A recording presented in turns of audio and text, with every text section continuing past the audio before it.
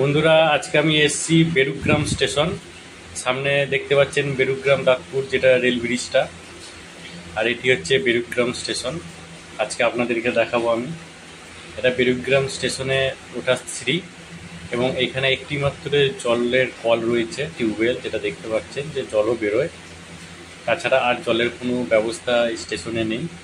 চলুন উপরে উঠে দেখা যাক স্টেশনটার পরিস্থিতি কী রকম। যদি ভিডিওটি ভালো লাগে অবশ্যই একটি লাইক করে দেবেন, সাবস্ক্রাইব করে দেবেন, এবং বেরুগ্রামে কার কার বাড়ি তারা অবশ্যই কমেন্ট করে জানাবেন। দেখতে পাচ্ছেন বন্ধুরা, এটা হচ্ছে বেরুগ্রাম স্টেশন। একদম পুরো নিরিবিলি, কেউ নেই স্টেশনটায়। এখানে একটি মাত্র বসার সেট রয়েছে, এবং বসার জায়গা অনেক কটাই রয়েছে এখানে। দেখতে পাচ্ছেন এটা ওঠার সিঁড়িটা। এই দিকটা হচ্ছে মশাগ্রাম সাইডটা। চলুন মশাগ্রাম সাইডটায় গিয়ে আপনাদেরকে দেখাই সামনে কতটা কি পরিস্থিতি রয়েছে। এই দিকটা দেখুন, এখানে একটি বসার রক করা আছে, যেটি বনের মধ্যে ঢুকে গেছে, এবং পুরো স্টেশনটি বনে ভর্তি।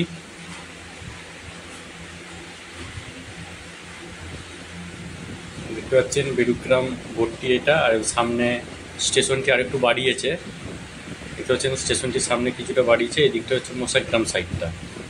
বাঁকুড়া সাইডটা কি বাড়িয়েছে নাকি সেটা কি আপনাদেরকে দেখাবো আমি। এদিকটা হচ্ছে বাঁকুড়া সাইডটা।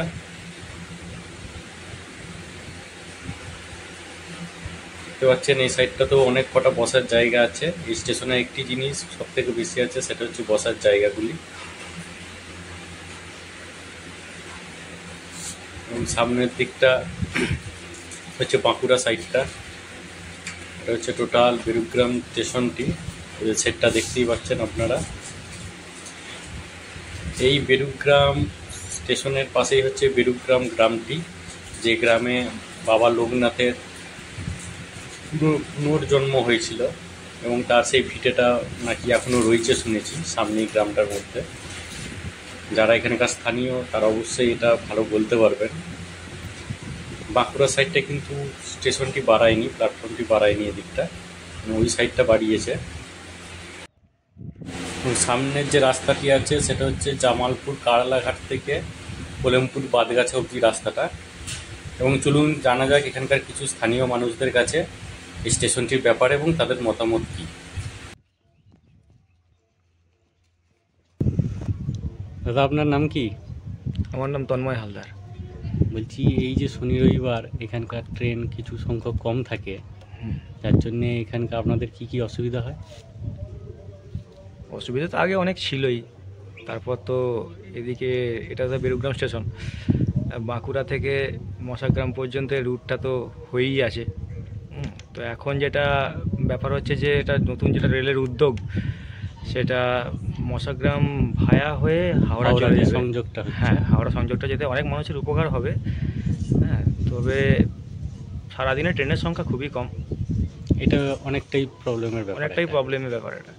তো মানে আমাদের এই গ্রাম থেকে বা আরও সারাউন্ডিং গ্রাম থেকে অনেক মানুষই আছে যারা কলকাতায় চাকরি করতে যায়। তো তাদের ক্ষেত্রে এটা মানে সুবিধে তো খুবই হয়েছে এখন, তবে আরও সুবিধে হবে যদি ভায়া মশাগ্রাম হয়ে সেই ট্রেনটাই যদি হাওড়া দিকে চলে যায়। তো ফিরবেও তো সেরকমভাবেই, তো অনেক মানুষ ফিরতে পারে না বলেই এখানে কলকাতায় থাকতে হয় ভাড়া করে, তারা এখানে ফিরতে পারবে। আর এই যে স্টেশনের অবস্থাগুলি খুবই খারাপ এক প্রকারই দেখছি, যে একটা সেট রয়েছে, বসার জায়গাগুলি বন জঙ্গলের মধ্যে আছে। এটা কি আসলে তো এই রুটটা তো খুব একটা বেশি দিনের না, তো রেল আস্তে আস্তে হয়তো ঠিক জায়গায় চিন্তা ভাবনা করে জায়গাটাকে নিয়ে যাবে। সব ইনফ্রাস্ট্রাকচার মোটামুটি সব ঠিকই আছে। আচ্ছা, হ্যাঁ, কিন্তু ট্রেন সংখ্যাটা বাড়িয়ে দিলেও একটা খুব ভালো হয়। ট্রেন সংখ্যা বাড়িয়ে দিলে খুব ভালো হয়, মানুষজনের আরও সুবিধে হয়। হ্যাঁ, এই ব্যাপার আর কি। ঠিক আছে, অসংখ্য ধন্যবাদ দাদা আপনাকে। থ্যাংক ইউ, নমস্কার।